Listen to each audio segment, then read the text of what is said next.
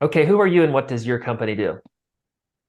So my name is James Radnage, and I am the sales director for a storm restoration roofing company in the state of Texas, which is the mail or hail mecca of the United States. So high competition area. A lot of competition. You guys are doing awesome. The what was recruiting and building the sales team like before working with SRU? It was like waking up every morning and pounding my head into honestly, ever since, especially since COVID, Yeah, labor pool is a different thing, and it has been very frustrating. yeah, absolutely. What have you guys like learned and maybe implemented and accomplished since working with SRU? Yeah, so basically, it's understanding the scaffolding, all the things. I mean, we had the general idea, but in coming on with SRU, it gives you all the scaffolding and all the steps that you need to take in order to get there, and improving on things that I'm going to be honest with you. I've been hiring people and interviewing people for 25 years, so I had a bit of an ego about it. Mm, But in the group presentation, the way you had it laid out, since I've really just sold out to it. That has been an enormous. I mean, I can't describe it to you. It's been just tons better. And I thought when the first time I did it, I'm like, no way, people aren't going to buy this. It just yeah, seemed odd, right, for me. yeah, To be less personable and speak to the group and the way you have it laid out. But I did do all the work to get there, and yeah, yeah, you have to dig into that stuff and you have to take it one step at a time. But that scaffolding has culminated in 50 times less anxiety for me every week because this is what I do. I am the guy that recruits for this company and speaks to these people, and it's made it so much easier. It's money well worth spent for us. Absolutely.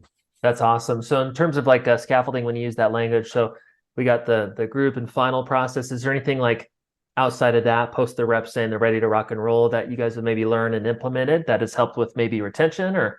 Absolutely. It's understanding like the expectation agreement. Mhm. Fantastic. And we use that parallels to our one-on-ones, which is another thing. We have been doing one-on-ones, but we do it a little bit differently now. Yeah. And that's super important. The success blueprint, understanding where people are throughout the week, and providing that immediate feedback from them and to them Yeah. has been super helpful, and it makes people not look around not thinking something's disorganized. They have a plan, Yeah. uh, and it's easier to gauge what they need and get it to them faster before they already make their own minds up and they dip.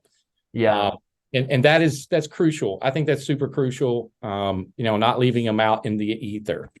Yeah. Clarity for any position, but especially commission-based sales opportunities is incredibly important. What have results been? I know in the first 6 weeks we were tweaking a lot and things were not as going as well as they have in the last 6 to 8ish weeks or whatever, but kind of walk us through 90 days. What have results been like?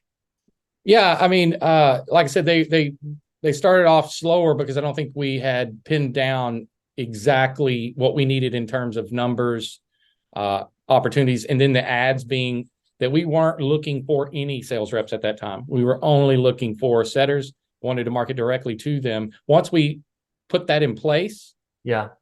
then I was able to center my group interview around that, and have people had that expectation of what they were going to do. And then more than that, I was able to sell, I didn't have to go over three different comp plans. It was just one. But then it was what really sold it, and what we added, I think about a month and a half in, was the growth. That slide, at Mm, the one is, look, this is just the foundation for your sales career, yeah. and you have to have that foundation. Once people, that's all they want is they're willing to start out at whatever position, as long as they understand the growth, and then it's not left up to some subjective guy that's like, I think you're ready. Yeah. Yeah. 100%. Yeah. So you're saying that step seven piece of the group interview, when you kind of made the growth and advancement opportunities super objective, and you're able to communicate that in the recruiting process, that increases the belief system of the recruit, which increases your retention rates with recruits, and then also more quality recruits that need that if they're going to move forward into an opportunity. Is that Right. Yeah. yeah. I think people want to know that they have the same scaffolding that you provided us. Yeah. We provide them that Yes. same scaffolding so that they can take it one step at a time, Yeah. and they can get where they need to go, without having somebody say, well, I just don't think you're ready, or you're too young, or you're this or that. We don't believe in any of that. Yeah. It's performance based. Go perform, go tick the boxes, and you promote. And Awesome. that's been it keeps them around, it keeps them working, it keeps them goal driven, and that's Yeah. what we want in this industry. Yeah. What's exceeded your expectations since being in this program? Really, I think it's been the retention, and like I said, this program, it is so in depth. It's a rabbit hole that you've allowed somebody to go as deep as they want to go, right? Yeah. And there's always something else to learn. Like, Yeah. I have been so busy with the success of your program that there are things I still haven't gotten to. Yeah. And I'm okay with that. You've been awesome. Like, you've gone in more than the average client. Man, if every client did what you did, they would crush it even more. So I've loved working with you because you're just committed, and you guys are awesome in that way. Yeah, I mean, at the end of the day, that is something I had to do. I had to take Yeah. my experience and ego and throw it in the trash, and Yeah. then reboot to something that's what you do all day, every day. And I understand that. And so I wanted to take full advantage of what you put together, and it works. That's the best thing that I can say is it 100% works. Even if you look at it and on the surface, you're like, I don't know about all that. Yeah. Yeah. I Yeah. did, Ryan. I absolutely did on some certain points. I Yeah. just thought they were superficial, like the expectation agreement. Yeah.